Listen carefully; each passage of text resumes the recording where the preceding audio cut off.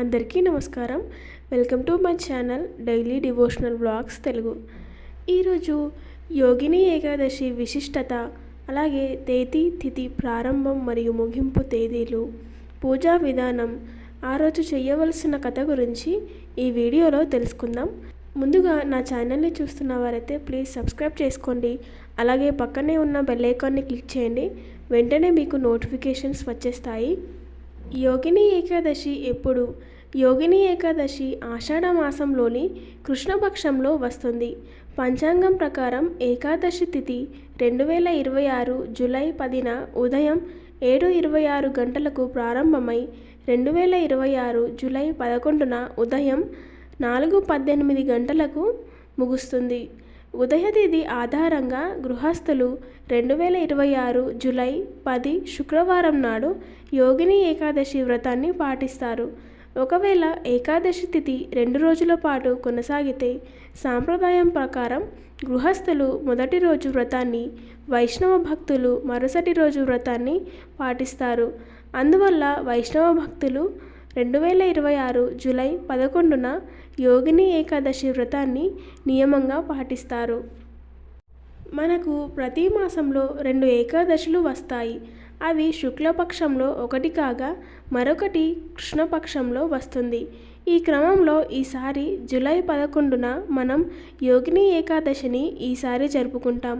ముఖ్యంగా ఈ రోజున కొన్ని నియమాలు, వ్రతాలు ఆచరిస్తే గొప్ప శుభ ఫలితాలు కలుగుతాయని జ్యోతిష్య పండితులు చెబుతున్నారు. 2026 యోగిని ఏకాదశి నాడు జూలై 10న ఉపవాసం పాటించాలా లేక జూలై 11న పాటించాలా అని చాలామంది ఆలోచిస్తున్నారు. ఈ నేపథ్యంలో ఖచ్చితమైన తేదీ, శుభ సమయం, ఉపవాసం విరమించే సమయం ఏమిటో ఇప్పుడు తెలుసుకుందాం.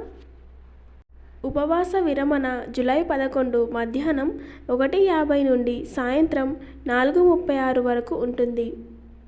ఇప్పుడు యోగిని ఏకాదశి యొక్క ప్రాముఖ్యత గురించి తెలుసుకుందాం. హిందూ మతంలో యోగిని ఏకాదశికి ప్రత్యేక ప్రాముఖ్యత ఉంది. ఈ రోజున ఉపవాసం ఉండి భక్తి శ్రద్ధలతో విష్ణుమూర్తిని పూజిస్తే ఆయన ఆశీస్సులు లభించి సంతోషం, శ్రేయస్సు, మనశ్శాంతి, ధనలాభం కలుగుతాయని నమ్ముతారు. పురాణాల ప్రకారం యోగిని ఏకాదశి వ్రతం పాటించడం 88,000 మంది బ్రాహ్మణులకు అన్నదానం చేయడంతో సమానం. 1000 హోమాలు, 100 నదుల్లో పుణ్యస్నానాలు చేసినంత పుణ్యం వస్తుందని అంటారు. అందువల్ల ఈ ఏకాదశిని అత్యంత ఫలవంతమైనదిగా, పుణ్యమైనదిగా పరిగణిస్తారు. ఈ రోజున ఉపవాసం చేసేవారు సూర్యాస్తమయం తర్వాత ఉపవాసంను విరమింపజేస్తారు. ఇప్పుడు యోగిని ఏకాదశి పురాణ కథ గురించి తెలుసుకుందాం. పురాణాల ప్రకారం ఆలకాపురి రాజైన కుబేరుడు పరమశివుని గొప్ప భక్తుడు.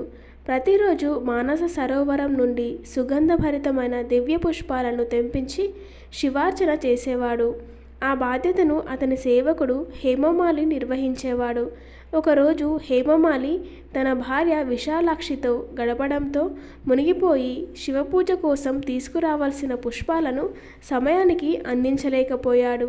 శివారాధనలో జరిగిన ఈ నిర్లక్ష్యానికి ఆగ్రహించిన కుబేరుడు అతనిని శపించాడు. ఆ శాపం వల్ల హేమమాలి కుష్ఠవ్యాధితో బాధపడుతూ తన సౌందర్యాన్ని కోల్పోయి అడవుల్లో దుర్భరమైన జీవితం గడపాల్సి వచ్చింది. అనేక సంవత్సరాల తర్వాత హేమమాలి మహర్షి మార్కండేయుడిని ఆశ్రయించి తన బాధను వివరించాడు. అతని దుస్థితిని చూసిన మహర్షి యోగిని ఏకాదశి వ్రతాన్ని భక్తి శ్రద్ధలతో ఆచరించాలని ఉపదేశించాడు. ఆ మహర్షి చెప్పిన విధంగా హేమమాలి శ్రీ మహావిష్ణువును ఆరాధిస్తూ యోగిని ఏకాదశి వ్రతాన్ని ఆచరించింది. ఆ వ్రతం ప్రభావంతో కుబేరుడి శాపం తొలగిపోయి అతను తిరిగి తన ఆరోగ్యం, అందం, ఐశ్వర్యాన్ని పొందాడు. ఈ కారణంగానే యోగిని ఏకాదశి పాప విముక్తిని ప్రసాదించే వ్రతం, కొత్త జీవితానికి నాంది పలికే పవిత్ర ఏకాదశిగా పురాణాలు కీర్తించబడ్డాయి. ఇప్పుడు యోగిని ఏకాదశి వ్రత విధానం గురించి తెలుసుకుందాం. బ్రహ్మ ముహూర్తంలో నిద్రలేచి స్నానం చేసి శుభ్రమైన వస్త్రాలు ధరించాలి. శ్రీ మహావిష్ణువును, శ్రీ లక్ష్మీదేవిని పూజించాలి. తులసీ దళాలతో ఓం నమో నారాయణాయ లేదా ఓం విష్ణవే నమః అనే మంత్రాలను జపించాలి. రోజంతా ఉపవాసం ఉండి భగవన్నామస్మరణ, విష్ణు సహస్రనామ పారాయణం లేదా గీతాపఠనం చేయడం శుభప్రదం. మరుసటి రోజు ద్వాదశి తిథిలో నియమానుసారం పారణ చేసి అవసరమైన వారికి అన్నదానం లేదా దానం చేయడం ఉత్తమంగా భావిస్తారు. యోగిని ఏకాదశి రోజున శుభయోగాలు.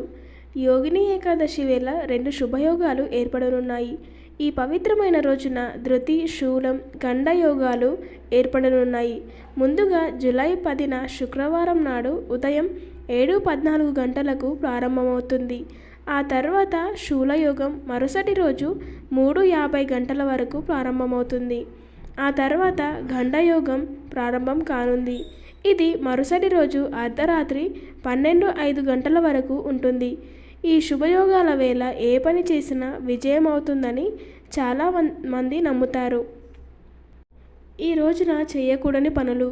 యోగిని ఏకాదశి వేళ మీ శక్తి సామర్థ్యాల మేరకు పేదలకు అన్నదానం చేయాలి. ఇలా చేయడం వల్ల శ్రీ మహావిష్ణువు అనుగ్రహం లభిస్తుంది. పేదలకు బట్టలు దానం చేయడం వల్ల మీ పాపాలన్నీ తొలగిపోతాయి. యోగిని ఏకాదశి రోజున నెయ్యిని దానం చేయడం వల్ల తెలివితేటలు, మేధస్సు పెరుగుతాయని చాలామంది నమ్ముతారు. ఎందుకంటే నెయ్యిని దేవతల ఆహారంగా పరిగణిస్తారు. నువ్వులను దానం చేయడం వల్ల గ్రహదోషాలన్నీ తొలగిపోతాయి. మీ ఇంట్లో సుఖ సంతోషాలు లభిస్తాయి. పండ్లను దానం చేయడం వల్ల ఆరోగ్యపరంగా మెరుగైన ఫలితాలు వస్తాయి. గోమాతను దానం చేయడం వల్ల మోక్షం లభిస్తుంది.